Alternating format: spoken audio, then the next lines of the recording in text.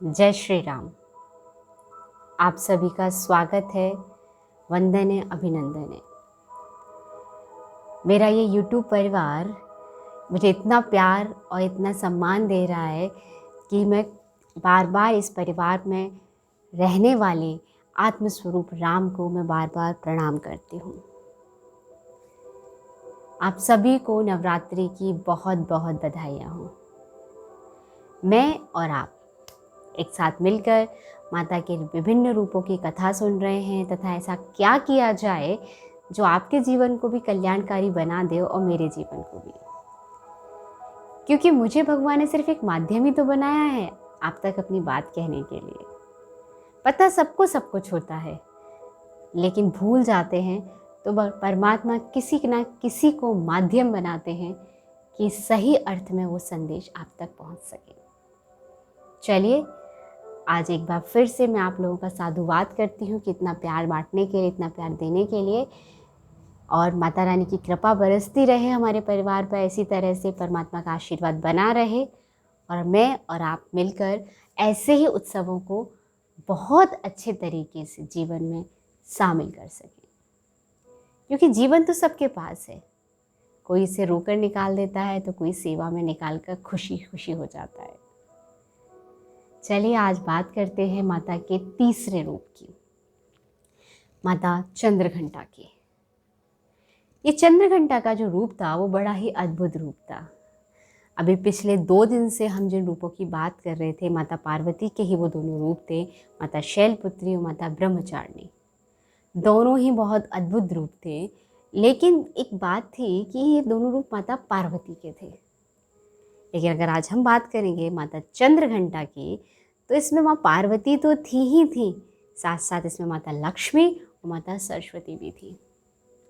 एक इतना मनोमय रूप था, इतना कल्याणकारी रूप था। इस रूप के लिए व्याख्या जब करते हैं शास्त्र, देवी भागवत करता है या फिर अपनी दुर्गा सप्तशती कहती है कि ये रूप शांतिदायक और कल्याणकारी था माता का। मतलब इस रूप के दर्शन मात्र से शांति मिल जाती थी और देवताओं तक इस रूप ने कल्याण किया था। देवताओं का भी कल्याण करने के लिए इस रूप का एक कहते हैं अवतरण हुआ था। ये अवतरण था माता के तीसरे रूप चंद्रघंटा का। ये बहुत ही मनमोहक रूप था। पहली बात तो कि माता का नाम चंद्रघंटा क्यों है ना, कि चंद्रघंटा थोड़ा सा ऐसा नाम क्यों है, माता है। तो बात ये थी कि इनके जो मस्तक था उस पर चंद्र विराजमान था, वो भी अर्धचंद्र। और जो अर्धचंद्र विराजमान था वो दूर से देखने पर घंटे के समान प्रतीत होता था। तो इसको चंद्रघंटा नाम से माता को बुलाया जाता है कि माता चंद्रघंटा। माता का जो रूप है वो स्वर्ण के समान चमकीला था। स्वरूप में जो रूप आता है वो स्वर्ण के समान चमकीला था। अब क्यों था, आइए समझते हैं इस चीज़ को और क्या कहते हैं इनके सांकेतिक चिन्ह। तथा इस वीडियो के टेल एंड में फिर से पता चलेगा कि माता चंद्रघंटा को खुश करने के लिए तथा अपने जीवन में बहुत श्रेष्ठ पुरुषार्थ को बढ़ाने के लिए और कुछ मांगलिक कार्यों को सफल करने के लिए हम माता की कैसे आराधना करें। तो ये वीडियो टेल एंड तक जरूर देखिएगा, लाइक कीजिएगा, सब्सक्राइब भी करिएगा और शेयर भी करिएगा। मैंने कहा खुशी बांटने से खुशी बढ़ती है, तो आप कुछ अच्छा बांटेंगे तो आपके जीवन में भी कुछ अच्छा परिवर्तन जरूर आएगा। माता चंद्रघंटा का स्वरूप हम बात कर रहे हैं। अब माता चंद्रघंटा जो एक अपने आप में नाम ही जिनका विचित्र था, फिर विचित्र इनका रूप था, क्योंकि अभी तक हम 2 रूपों की बात करते हैं तो ये बहुत 2 रूपों हमारे और आपके समान ही माँ है। 2 हाथ वाली, एक हाथ में ज़्यादा से ज़्यादा कमंडल है, किसी में त्रिशूल है, किसी में कमल था। तो बहुत साधारण सा ऐसा रूप था हमारे और तुम्हारे जैसा माँ पार्वती का। लेकिन माता चंद्रघंटा का रूप, सबसे बड़ी बात तो इनके 10 हाथ थे। 1 2 3 नहीं, 10 हाथ थे।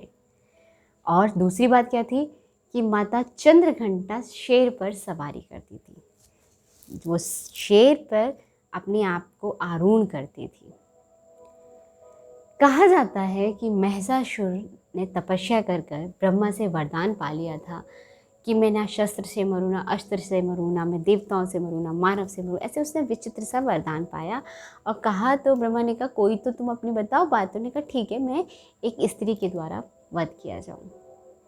संसार में मैंने कहा ना, कल भी परसों भी बात चल रही थी हमारी, जब देव नवरात्रा स्टार्ट हो रहे थे, कि माँ जैसा कोई नहीं, जो बच्चे को सुधार भी सकता है, तो बच्चे को एक दिशा भी दे सकता है। तो सारे के सारे देवता बहुत परेशान हो गए। पृथ्वी रोती रोती भगवान के पास आई कि प्रभु, मेरे ऊपर महिषासुर ने बहुत अत्याचार कर दिया, अब तो कुछ कल्याण करो। ब्रह्मा, विष्णु और महेश तीनों ही बहुत परेशान हो गए। तो उनके अंदर से आहा, ऐसे दुख भरी जो आहा निकली थी, और दुख के साथ उसमें करुणा थी कि माँ कृपा करो, करुणा थी।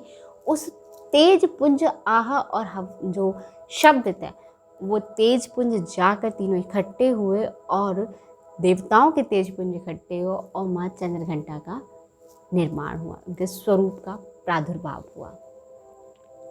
उनका तेज स्वर्ण के समान चमकीला, क्योंकि उनका तेज स्वयं अग्नि ने दिया था उन्हें। उनको वस्त्र, आभूषण, उनका तेज अग्नि ने उनको प्रदान किया था। माँ चंद्रघंटा की दूसरी सबसे खास बात ये थी कि माता के दोनों मतलब 10 हाथों में अस्त्र शस्त्र तो थे ही थे, लेकिन माता के एक हाथ में माला भी थी, जो बहुत सारी शक्ति और सिद्धिदायित्री मानी जाती है।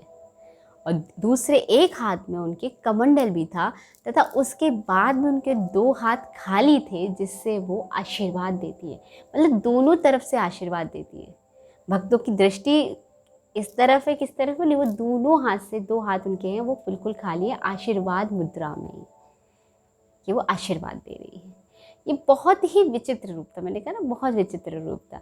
इसमें माता को त्रिशूल प्रदान करते हैं शिव जी, चक्र प्रदान करते हैं विष्णु जी, अपने धनुष और बाण का तरकश प्रदान करते हैं अग्निदेव, और बहुत सारे जो आभूषण होते हैं वो कुबेर प्रदान करते हैं इनको, कानों के कुंडल कुबेर प्रदान करते हैं। ऐसे इस रूप का निर्माण होता है। अग्नि के इंद्र ने तलवार प्रदान करते हैं और ये रूप गढ़ जाता है माता का। लेकिन ये दोनों रूप से दोनों हाथों से आशीर्वाद दे रहे हैं और शेर पर सवार है, बिल्कुल कि शक्ति का अवतार। अब क्या कहता है ये रूप, इसके सांकेतिक चिन्ह क्या कहते हैं? शेर, शेर पहले ही शब्द आता है कि भय से मुक्ति देने वाला। माता का ये रूप होता ही शांतिदायक और कल्याण। शांति कब मिलेगी हमारे जीवन में? जब हम भय से ऊपर उठ जाएंगे। और भय से कब ऊपर उठेंगे, उसकी क्या निशानी बताते? तो भय से क्या कि आप ऐसे के जंगल के एक ऐसे प्राणी पर बैठे हैं, ऐसे जीप पर बैठे हैं, ऐसे जीप पर सवारी कर रहे हैं जिसे जंगलवासी राजा समझते हैं, तथा सारा संसार उससे भयभीत होता है, लेकिन आप उससे भयभीत नहीं होते हैं। एक तो यहाँ से हमें ये प्रेरणा मिलती है कि उन्होंने भय पर भी विजय प्राप्त कर ली, इसलिए वो शांतिदायक थी। दूसरा एक बात समझने की है कि संसार में हर कोई, जैसे जब हम बड़े होते हैं या समझते, कभी ना कभी जब हम कुछ अच्छा काम करते हैं तो हमारे माता पिता, हमारे गुरुजन या हमारे सगे संबंधी जो हम जिन्हें हम गाइड मानते हैं या जिन्हें हम मेंटर मानते हैं, वो हमसे कह ही देते हैं और मेरा शेर बच्चा।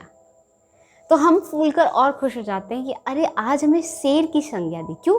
क्योंकि आपके अंदर वो ताकत आई, आपके अंदर वो भय से मुक्ति की शक्ति आई। तो माता का वो स्वरूप वहीं से प्रेरणा देता है कि वो भय से मुक्त थी। दूसरी कि माता के हाथ में जो अस्त्र और माला कमंडल, ये एक इतना विचित्र स्वरूप, ये उनके अंदर बैलेंस है। वो ये नहीं कि अब बस मृत्यु के लिए आए हैं, ऐसा नहीं उनका रूप, वो कल्याणकारी रूप है उनका, कि अगर गलती है तो दंड भी पड़ेगा और अगर बहुत अच्छा काम किया है तो शाबाशी भी मिलेगी। जैसे माँ, मतलब शब्द ही वो माँ है। जैसे माँ जानती है कोई बच्चा अगर बीमार है और अगर वो माँ से कहे माँ मुझे आइसक्रीम खानी है, बाहर का कुछ खाना खाना है, तो माँ 2 थप्पड़ लगाएगी और कहेगी आज ही तुझे खाना है। और लेकिन बच्चा किसी दिन वो स्वस्थ होगा और वो खुद मार्केट गई तो बच्चे की पसंद की चीज़ ला कर देगी। तो वो वाला रूप है माँ का कि एक हाथ में सिद्धिदायित्री मंत्रों की माला है, सिद्धिदायित्री मंत्रों की, जिससे हजारों सिद्धियाँ सहज में प्राप्त हो जाएंगी।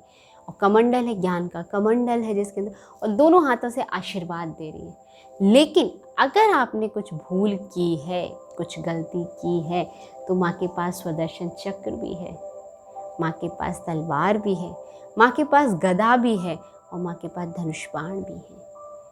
तो आपके हर एक प्रश्न का मतलब हर एक गलती का, हर अच्छे कर्म और कर्म के बाद आने वाले फल का वो निर्णय कर सकती है। धनुष बाण प्रतीक होते हैं वो वायु ने दिए थे उन्हें, तो वायु के समान निकलने वाली वाणी। आपकी वाणी तो अच्छी चल रही कि नहीं चल रही, आप किसी से बुरा तो नहीं बोलते, इसलिए उस पर नियंत्रण के लिए। फिर माँ को स्वदर्शन चक्र मिला था कि आप स्वके दर्शन में रहते हैं कि नहीं रहते, ये रूप आपसे संबंधित है। माँ के पास जाते हैं, जब उस रूप को आप देखें, जब उस रूप का आप अनुभव करें, तो आपको यहाँ चाहिए कि ये शक्तियाँ, ये दिव्य गुण आपसे कैसे कोरिलेट हो रहे हैं। कि माँ ने हमें वरदान दिया है कि हम शुभ संकल्प सबको दुआएं देंगे। बांटने से संसार कहता है कि दुनिया गोल है, वैज्ञानिक मानते हैं पृथ्वी गोल है, हमारे शास्त्र मानते हैं जो फेंकोगे वो मिलेगा।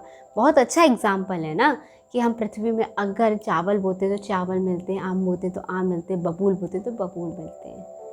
तो जो फेंकोगे वो मिलेगा, लेकिन इसका मतलब ये नहीं कि हम कुछ नहीं फेंकेंगे तो कुछ नहीं मिलेगा। अगर कुछ नहीं फेंकेंगे तो घास मिलेगी, खरपतवार मिलेगी, वो और ज़्यादा खराब है, वो आपकी भूमि को खराब कर देती है। इसलिए आप अच्छा फेंको। तो आपकी वाणी इतनी मधुर होनी चाहिए, इतनी वो प्रशंसनीय होनी चाहिए कि संसार आपसे मिले तो खुश हो जाए। कि फलाना व्यक्ति आता है, वो जब व्यक्ति आता है तो महफिल में रौनक आ जाती है, रंगत आ जाती है। ये गुण आपको माता चंद्र घंटा अपने धनुष बाण से समझाना चाहती है। एक हाथ में उनके स्वदर्शन चक्र है, वो स्वदर्शन चक्र दिखाता है कि आप अपने स्व के दर्शन में कैसे टिक पा रहे हैं। ये तो नहीं कि फलाने व्यक्ति के पास नई गाड़ी आ गई, उसके पास नया मकान हो गया और आप डिप्रेशन में जा रहे हैं। आप अपने आप को बहुत अच्छे से देखें कि परमात्मा ने मुझे कितना कुछ दिया, क्या मैं इसके काबिल था? जितना दिया सरकार ने उतनी तो हमारी औकात नहीं थी। ये तो कर्म है उसका, नहीं तो हम में कुछ ऐसी बात नहीं थी। अगर वो जरा सा ये ढीला कर दे तो खाने और पाखाने का अंतर हम भूल जाते हैं। तो ये उन्होंने दिया हमें, तो इसके लिए उनका शुक्रिया अदा करना। तो स्व के दर्शन में रहना। गदा जब माँ के हाथ में है तो वो हमें संकेत देती है कि युद्ध के लिए हमेशा प्रगतिशील रहो। यानी युद्ध मतलब ये जीवन एक क्या है, कहते ना जीवन एक संग्राम है। हमें प्रतिदिन कर्म के युद्ध में निरंतर बंधे रहना है। कभी गदा नीचे नहीं रखनी है, कैसे ले ऊपर। युद्ध कर्म क्षेत्र, कर्म क्षेत्र, कर्म क्षेत्र। आपके पास तलवार दी है, तलवार किस लिए? कोई अगर नेगेटिव कुछ बोलता भी है, संसार में तो देखो फेंकने वाले हैं ना। हमने अच्छा फेंका, बहुत अच्छा फेंका, लेकिन बाई चांस कभी कुछ नेगेटिव आ गया तो तलवार आपके पास होनी चाहिए। उस पर किसका? ज्ञान का जौहर होना चाहिए, और उस ज्ञान के जौहर से आप नेगेटिविटी को काट सको। माँ का ये रूप इतना मनोहर था, इसमें माँ की तीसरा नेत्र भी था। तीसरा नेत्र हमें क्या संकेत देता है कि हम त्रिकालदर्शी बनकर रहे हैं, भूत भविष्य वर्तमान। हम वो ही कर्म करें जो हमें अच्छे फल दें। हमारे पास उसका कर्म करने से पहले ये निर्णय होना चाहिए कि ये कर्म कैसा फल देने वाला है। भूत भविष्य वर्तमान। माँ के सर पर जो अर्धचंद्र है, ये अर्धचंद्र प्रतीक है आपकी शीतलता का। आप में धैर्य और शीतलता तो जरूर होनी चाहिए। इसलिए मैं बहुत अच्छे से कहती हूँ, जो बच्चे डिप्रेशन में जा रहे हैं, जो बड़े लोग डिप्रेशन में जा रहे हैं, माँ के इस रूप की उपासना जरूर करा करें। ये आपके मन और चंद्रमा का कारक है। जब आप इस रूप की आराधना करते हैं तो आपके अंदर वो आता है कि कर्म तो करना पड़ेगा। देवी हुए हैं तो क्या हुआ, शक्ति तो माँ ने हमें दी ना, तो कर्म तो हमें करना ही पड़ेगा। ये इसका प्रतीक है। फिर जब सिंहासन पर बैठी तो एक पैर मोड़कर और एक पैर जमीन पर, यानी संसार से विरक्ति भी और संसार में रहते कर्म भी। ये नहीं कि दोनों विरक्त भी हैं हम और कर्म भी है। राजा जनक का जो वृतांत है, या आज हम लोग क्या हो गए, एक के पीछे भागे जा रहे हैं। या तो हमें लग रहा है हम पैसा कमा लें, बाद में पता नहीं मिलेगा कि नहीं मिलेगा। ये नहीं, दोनों लाइफ में बैलेंस होना चाहिए। आपकी आध्यात्मिक उन्नति और आपकी सांसारिक। नहीं आध्यात्मिक नहीं तो आपके लिए कुछ तो ऐसा विशेष लक्ष्य होना चाहिए जो आपको इस मानव जन्म में कि कुछ विशेष करके जाना है। उसके लिए माँ का ये विशेष सा रूप बहुत सारी शिक्षाएं देकर हमें जाता है। अब इस दिन हमें क्या विशेष करना चाहिए? तो सबसे बड़ी बात है कि इस बार जो चंद्रघंटा का स्वरूप तीसरे दिन आ रहा है, अनुराधा नक्षत्र और सोमवार के दिन पड़ रहा है। तो आप इस दिन सफ़ेद रंग के वस्त्र खुद भी पहने, माँ को पहनाएं। और अगर आप इसका दान कर सकते हैं, क्योंकि मैंने कहा बहुत बहुत ही अच्छा दिन है, क्योंकि ये चंद्र घंटा चंद्रमा का बहुत अच्छा कारक माह है और सोमवार का दिन है तो चंद्र का प्रतीक है और सफ़ेद रंग आया इसमें। तो सफ़ेद नहीं अगर आप प्रॉपर ले पा रहे तो ऑफ वाइट भी आप पहन सकते हैं, क्रीमिश जिसे कहते हैं। तो आप खुद भी पहने, माँ को पहनाएं। हो सके माँ के लिए जो भोग बनाएंगे उस दिन वो दूध और दूध की मिठाई, और कुछ नहीं, सिर्फ दूध और दूध की मिठाई। माँ को पुष्प के रूप में कमल बहुत पसंद है। यहाँ माँ के हाथ में कमल नहीं है, लेकिन माँ को कमल बहुत ही ज़्यादा पसंद है। अब माँ की जब हम आराधना करें इस रूप को समझकर, इस जब माँ को भी दर्शन करने जाओ, इस रूप को इन्हेंस को अपने अंदर इंडैक्ट करें, अंदर समाहित करें कि माँ का ये रूप हमारे अंदर समाहित होकर हमको ये गुणों से सुसज्जित कर रहा है, तो आपको क्या मिलेगा, फल की प्राप्ति क्या होती है। तो बताओ, कहा गया इसमें दुखों से छुटकारा मिलता है। तो रामायण कहती है कि दुख क्या है, कि करे पाप पावे दुख, भय रुज शोक और वियोग। दुख हमारे जीवन में 4 प्रकार से आता है, भय, रुज, शोक और वियोग। भय समझते हैं सब लोग, डर, हमें किसी चीज़ का डर है, हमें मान सम्मान, बहुत सारे डर होते हैं किसी ना किसी को, कहीं फेल ना हो जाए, कहीं बिजनेस ना चला, तो भय। रुज यानी ऐसा मतलब जिसमें अस्थि में कष्ट हो, अस्थि मतलब हड्डियों में आपके कष्ट आ जाए, या जैसे आज गठिया हो रहा है, कहीं कुछ हो रहा है, जो आप है ना असहाय हो रहे हैं, तो वो नहीं।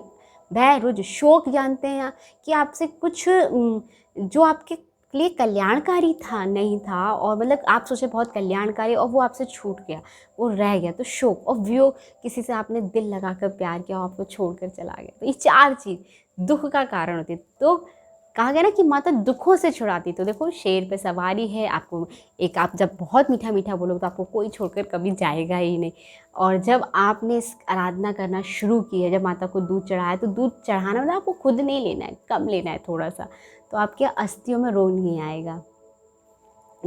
भय करें पाप पावे दुख, भय रुज शोक और वियोग। अब शोक मतलब हानि हो, लाभ हो, माँ की कृपा इतनी रहेगी कि बहुत ही अच्छा लगेगा। तो ये रूप हमें ये बात सिखा के जाता है माँ का, और इससे हमें ये बहुत अच्छे से अंदर से इन्हेंस होता है, अंदर से पावर फील कराता है। क्योंकि संसार में दुख नाम की एक ऐसी चीज़ है जिससे कोई नहीं छुड़ा सकता, क्योंकि दुख कहते हैं ना, अपना दुख अपन को झेलना पड़ता है, लेकिन माँ आपके इस दुख को मिटाने के लिए आपके पास आई। अगली बात मैं ये कहना चाहूँगी कि हम इसमें ऐसा क्या विशेष उपाय कर सकते हैं ना, लास्ट बात है हमारे लिए कि उपाय क्या किया जा सकता है। तो मैंने कहा माँ को कमल बहुत ही पसंद है, कमल उन्हें अति प्रिय है। अगर आपको कमल मिल जाते हैं, अगर कमल ना मिले तो कमल की पंखुड़ियाँ मिल जाती हैं, तो करीब करीब 48 पंखुड़ी, जो कमल होते हैं कमल की पंखुड़ियाँ 48, उसमें 6 कपूर्स मिलाकर और उनको मिक्स कर लिया जाए, और वो जाकर मंदिर में अर्पित किए जाए, या अपना घर कमल के फूलों से सजाया जाए, तो माँ बहुत ज़्यादा खुश होती है, बहुत ही ज़्यादा। माँ को कमल बहुत ही प्रिय है। दूसरी बात, अगर आप अपने जीवन में बहुत तरक्की करना चाहते हैं और कुछ ऐसा हो रहा है कि आपके प्रमोशंस रुक रहे हैं या आपकी प्रोग्रेस रुक रही है, तो आज के दिन, माता के चंद्रघंटा वाले दिन, तीसरे दिन, आप एक माँ के लिए बहुत सुंदर सी कमल की, अगर कमल ना हो तो गुलाब के फूलों की माला बनाकर जाएं और माँ को पहना कर आएँ। और जैसे आप पहनाएंगे तो माँ को क्या लगे, खुशबू और सुगंध आई, वैभव की प्राप्ति, और आपके जीवन में भी वो वैभव जरूर प्राप्त होगा। और माँ के सामने इत्र जरूर अर्पित करके आएँ, खुद भी इत्र से स्नान करें और माँ को भी इत्र से स्नान कराएं। इत्र के साथ, क्योंकि उस दिन सोमवार पड़ रहा है, तो जल के अंदर जो स्नान के योग्य जल है, माँ को अपने स्नान कराएं, उसमें थोड़ा सा दूध भी डाल सकते हैं, और अपने स्नान में भी थोड़ा सा दूध डालिए। ये आपको और माता की एनर्जी को आपके अंदर इन्हेंस करने में बहुत मदद करेगा। सबसे बड़ी बात, मैंने कहा ना, चंद्रघंटा का स्वरूप होता है आपके मन के कारक के रूप में, और पूरा का पूरा जो चंद्रमा, जो अगर हम ज्योतिष के हिसाब से देखते हैं तो आपका चंद्रमा आपकी माँ को इंडिकेट करता है कि आपकी माँ और आपका चंद्रमा कैसा स्ट्रांग है, वैसे आपके माँ के रिलेशन स्ट्रांग होंगे। तो उसी प्रकार से आप अपने घर में रहने वाली माँ का भी सम्मान करें, उनकी ज़रूरतों का ध्यान रखें, साथ ही साथ उनको जो पसंद है एक बार वो चीज़ करके दे दें उनको। कहीं उन्हें बाहर जाना है या उन्हें किसी मंदिर विशेष अभी जाना चाहती हैं वो, अगर लॉकडाउन चल रहा है, कोरोना चल रहा है, तो क्यों ना हम उनको थोड़ा सा फ़ोन पर ही ऑनलाइन दिखा दें। आप ऐसा करके देखिए, उनकी दुआएं आपको लगेंगी और माता की कृपा आप तक बहुत अच्छे से आपको मिलेगी। इसी के साथ साथ राम राम जी। अगर मेरी बात समझ में आई हो, पसंद लगी हो, तो प्लीज़ इस वीडियो को लाइक करें, शेयर करें। तब तक के लिए राम राम।